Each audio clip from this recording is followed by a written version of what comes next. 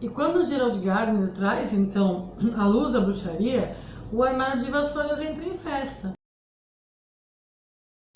Por quê? Porque a bruxaria agora não só como uma religião, mas como um estilo de vida, onde, claro, existe o culto aos deuses antigos, não deixou de existir de forma nenhuma, mas também as pessoas puderam voltar a usar cristais, ervas, magia, o trato com elementais e tudo mais que tem a ver com a própria leitura de oráculos, que até então era proibido. Mas isso não quer dizer que a perseguição acabou. A perseguição, o preconceito, ele é velado muitas vezes e ele vem até hoje. É muito simples. Ainda no século XX, a gente tem aí a chegada de Branca de Neve, Cinderela, de uma série de princesas da Disney, por exemplo, aonde elas vêm trazendo o estereótipo da bruxa malvada, da bruxa como um ser que vai fazer mal. Então você convence, a gente tem Pica-Pau, a gente tem, enfim, um monte de referências, Irmãos Grimm, trazendo aí a bruxa como um ser do mal, um ser que vai prejudicar. Então você não tem mais leis que impeçam, mas ao mesmo tempo você tem toda uma cultura que vem trazendo aí que a bruxa é malvada. Isso foi mudando, claro que vai mudando. A bruxaria moderna, agora que tudo ficou mais tranquilo e que pode se falar sobre isso, as verdades vão vindo à tona. E, consequentemente, a própria Disney, as próprias empresas que vieram trazendo aí um conceito de que a bruxa era do mal, começaram a mudar isso. Tanto que a gente tem, por exemplo, a bruxa da Valente, do desenho Valente, que ela, apesar de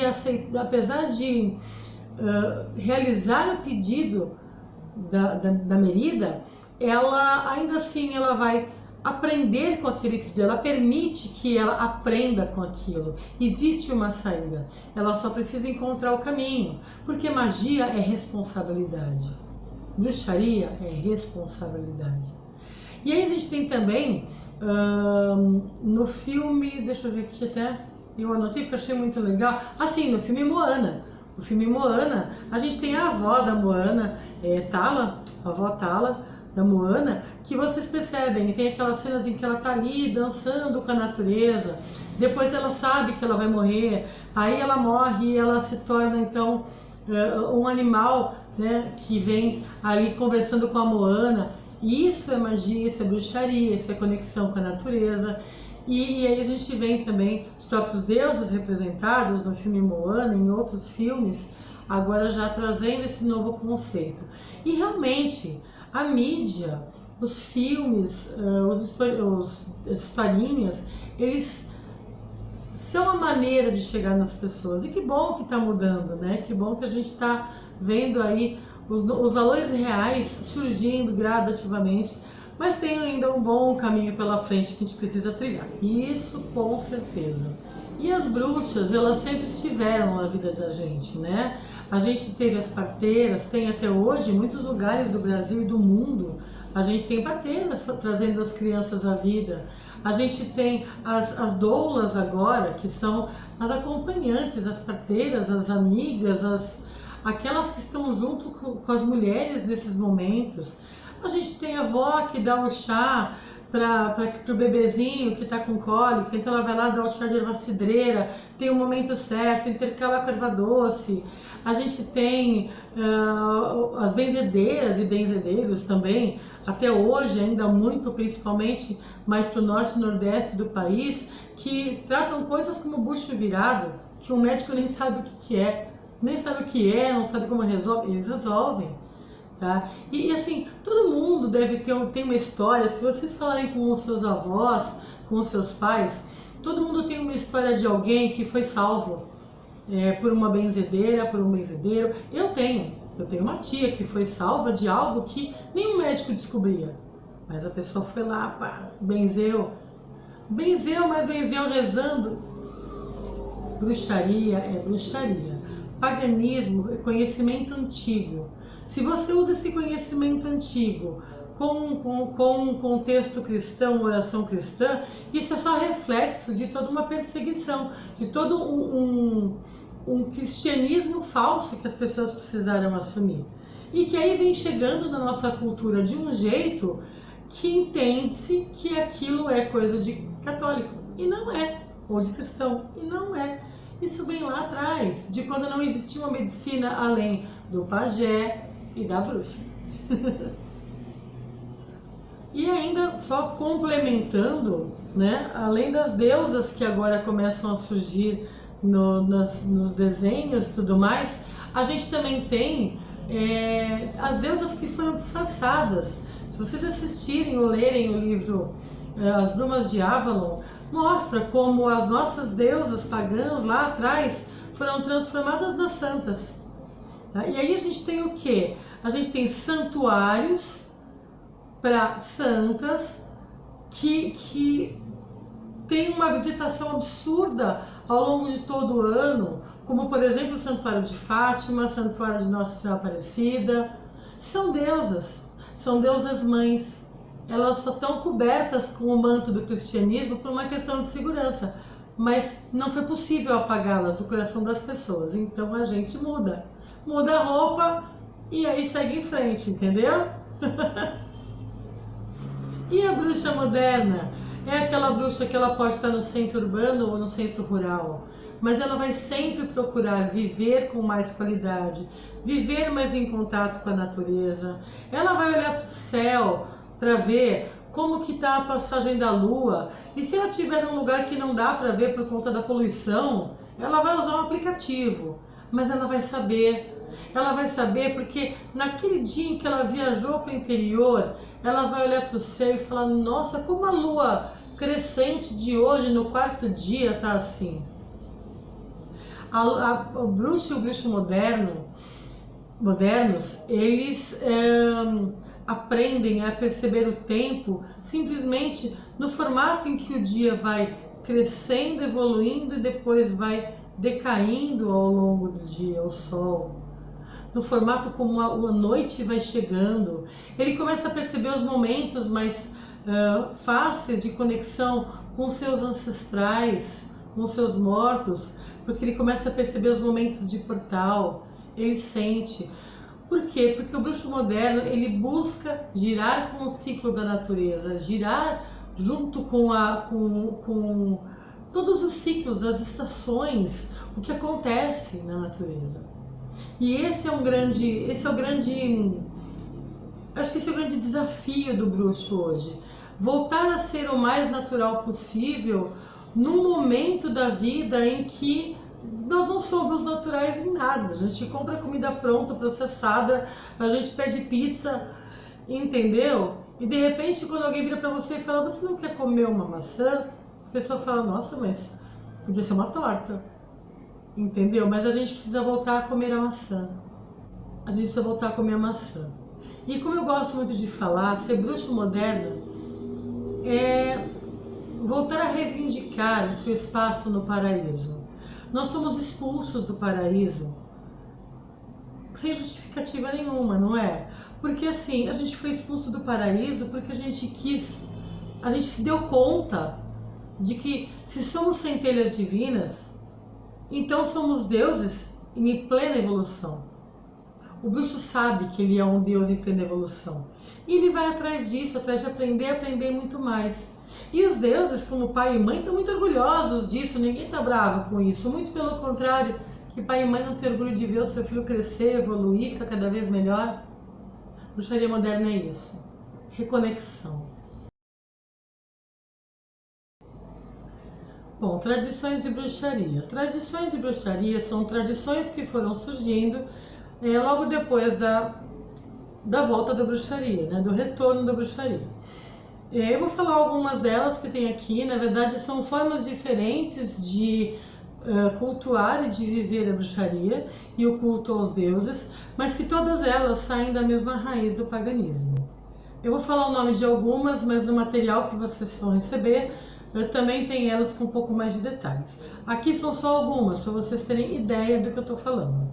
Então a gente tem bruxaria natural, que é exatamente essa bruxaria que a gente trabalha a maior conexão possível com a natureza, usando materiais o mais possivelmente simples e que venham da natureza, mas que sejam doados, evitando muito a poluição interna, externa.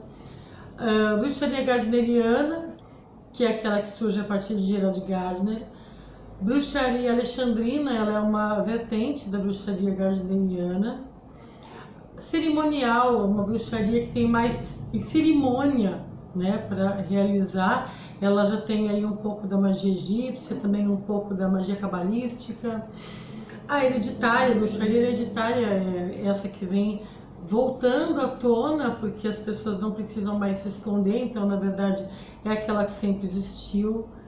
E entre outros a gente vai ter aí a bruxaria solitária, que são as pessoas que estão aí buscando fazer os seus cultos, mas não são ligados a nenhuma tradição. E por fim, o Wicca, né? O Wicca é uma releitura da bruxaria com alguns novos conceitos, mas muito baseada na mitologia celta. Esses são só alguns exemplos, a gente tem muito mais. Vale sempre a pena conhecer os outros tipos que tem, mas vocês também já tem algumas coisas aqui no material que vai para vocês, tá bom? Agora a gente vai falar um pouquinho de dedicação. Dedicação é esse período que vocês estão iniciando. Então é um período que dura um ano e um mês, mais ou menos 13 luas, onde você vai se dedicar ao aprendizado básico de tudo que tem a ver com a bruxaria, né? A conhecer esse mundo da bruxaria antes de realmente se comprometer e, se for o caso, se vai ou não se comprometer também com um sacerdócio ou algo assim. A dedicação não é um sacerdócio, ele é um caminho onde ao final você vai decidir se fiquei por aqui, aprendi, gostei, ou não, eu quero me aprofundar ainda mais. Bom, é muito importante vocês entenderem que assim, a dedicação ela é feita através de um iniciador ou mestre, que no caso sou eu, e que vem com toda uma bagagem trazendo para vocês. Portanto, dúvidas elas devem ser tiradas comigo, ensinamentos comigo, fazerem testes entre você com indicação de outras pessoas, coloca você muito em risco. Tudo que tem a ver com magia tem que ser feito com muito cuidado, porque é muito mais fácil fazer uma cagada mágica do que fazer realmente uma coisa dar certo. Existem uma série de conceitos, uma série de coisas que precisam ser vistas antes de você dar um passo. Então, busquem comigo. Estou aqui para dar o apoio que vocês precisam, tá bom? E por fim, lembrando que assim, como iniciadora e mestra, eu estou ensinando e mostrando para vocês os caminhos que eu trilhei e que é o meu ponto de vista dentro do meu aprendizado. A partir de certo ponto, a partir da iniciação ou do final desse curso, vocês vão trilhar os caminhos com seus passos. Enquanto estiverem nos caminhos que eu trilhei, precisam seguir as coisas que eu ensino. Vai ter momentos que vai ser mais difíceis, vai ser momentos que vão ser mais preguiçosos, outros que vocês vão estar mais animados. O importante é aproveitem a viagem, aproveitem a aventura. Força, foco e fé, eu estou por aqui, vocês podem contar comigo. A ética de um bruxo.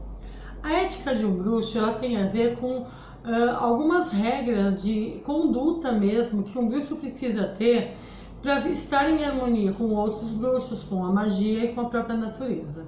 Então assim, eu vou ler para você aqui algumas diretrizes que são bem desejáveis de um bruxo mesmo. Não praticar o mal ou qualquer forma de magia negativa. Respeitar todas as outras religiões, independentemente do seu ponto de vista. Exclua da sua vida a culpa, a inveja e o rancor. Eles não servem para nada e ainda drenam a sua energia. Pondere sobre os seus desejos. Só peça aquilo que puder administrar. Muito importante isso, né? A gente pede e depois fala, não era bem isso, eu não vou dar conta. Vamos lá. Lembre-se que os deuses te oferecem os instrumentos para que você consiga o que quer, mas a forma de administrar o seu livre-arbítrio e as suas iniciativas são totalmente responsabilidade sua. Bruxaria é responsabilidade, nada de falar, a culpa é do outro. Esse negócio de eu pedi para Deus, ele me ajudou, a culpa é do diabo, não fui eu que errei. Não é coisa de bruxo, não. Bruxo assume o que faz, tá, gente? Importante. Não manipule eventos ou pessoas através de magia. Não tente converter pessoas ao paganismo. Cada um tem o seu chamado.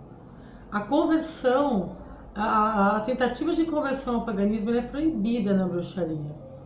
A pessoa tem que chegar ali porque ela quer, porque interessou, porque ouviu lá dentro. Ponto. Respeite a natureza e tudo que a compôs. Isso é óbvio, óbvio. Lembre-se que tudo aquilo que vive, respira, ama, canta na infinita harmonia do ser é divino. Bom, e aí além disso a gente tem algumas leis que até então são diretrizes que a gente espera que um bruxo siga. As leis, como a própria palavra fala, leis. A lei tripla, ela diz assim: tudo que é feito para o bem ou para o mal retorna triplicado para você nesta encarnação, não é na outra. Então, na bruxaria a gente não acredita que o que faz aqui paga na próxima, paga aqui mesmo, tá? E da mesma forma, se você manda coisas boas, retorna 3 vezes para você coisas boas. É simples, entendeu? A lei máxima. A lei é o amor, amor em liberdade e harmonia.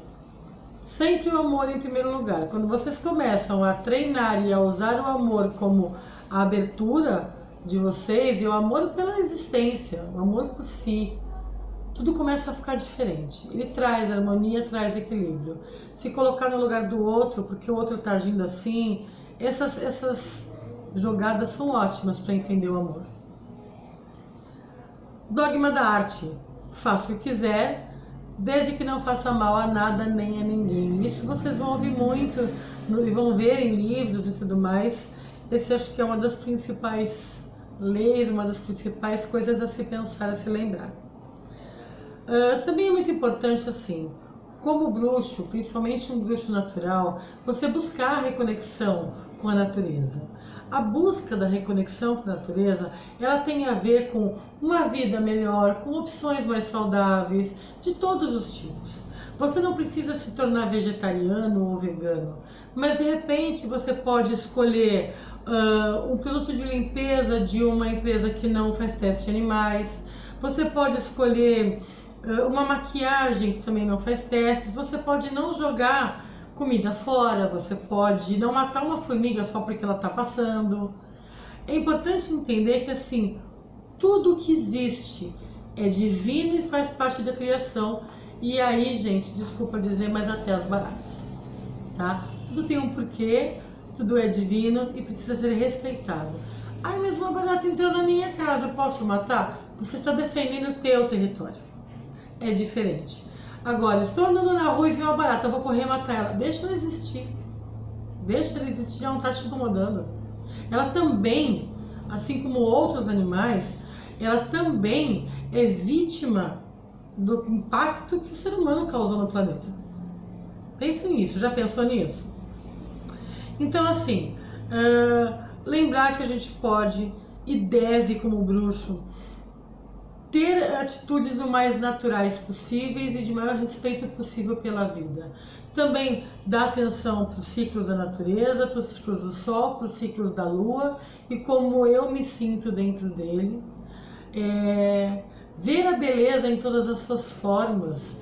A deusa e o Deus são lindos em todas as suas formas. Não existe essa de, hoje está um lindo dia de sol. Sim, mas também é um lindo dia de chuva, também é um lindo dia de ventania, sabe? Tudo isso é lindo, tudo isso faz parte. Comecem a dar valor para todas as coisas feitas pela natureza. Leis de Maat. Maat é uma deusa egípcia da justiça, da verdade e da manutenção da ordem. Então, exatamente por fazer com que tudo esteja correto, ela acaba sendo uma parceira de Osíris no momento em que os egípcios morrem e vão ali para o seu julgamento final. Maat é uma deusa que carrega na sua cabeça uma pena de avestruz. Quando chega a hora do julgamento, onde a pessoa se vê de frente com Osíris, essa pena é pesada, em contrapartida ao coração do morto, na balança de Osíris. Bom, é claro que assim, se o coração for pesado, a pessoa vai se dar mal. Ela vai ser entregue para Amite, que é uma demônia que vai comer a sua alma. Mas se o coração for igual ou mais leve que a pena, a pessoa tem direito a adentrar e celebrar ali no reino dos mortos. Por que eu venho falando então de Maat? Maat, ela tem 42 princípios, que são 42 coisas que precisam ser certas, que precisam ser levadas a sério, 42 leis, para que você tenha condições de chegar de frente com Osíris e seu coração ser leve. Claro que assim, quando a gente vê os princípios negativos, né, que são exatamente como eram usados no livro dos mortos, inclusive vocês os encontram no livro dos mortos egípcios, algumas coisas já não condizem tanto com o nosso dia a dia. Por isso foi feita uma releitura e existem também as 42 leis de Maat numa versão moderna.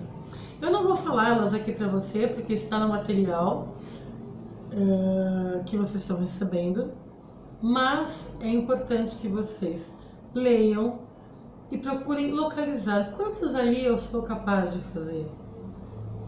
Entendeu? Por quê? Porque quanto mais você estiver vivendo pelas leis de Maat, vocês vão ver que mais correta vai estar a sua vida. Certo? Então, gente, eu vou terminando por aqui essa aula dizendo o seguinte: temos exercícios ao final da apostila de Inquisição, de Raízes Pagãs da Inquisição, temos os exercícios ao final da apostila de Maat. Leiam as apostilas, tem muito mais material lá do que eu já falei aqui. Aqui eu estou facilitando toda essa leitura, mas leem, deem uma olhada, façam os exercícios e eu fico aguardando a resposta de vocês sobre os exercícios. Lembrando que caminhos são vocês que trilham. Então, se vocês me mandam retorno dos exercícios, eu consigo acompanhar o desenvolvimento de vocês. Se vocês não me mandam, eu não acompanho o desenvolvimento. E aí a decisão é tua. Que bruxo você quer ser? Um grande beijo. Vejo vocês na próxima aula.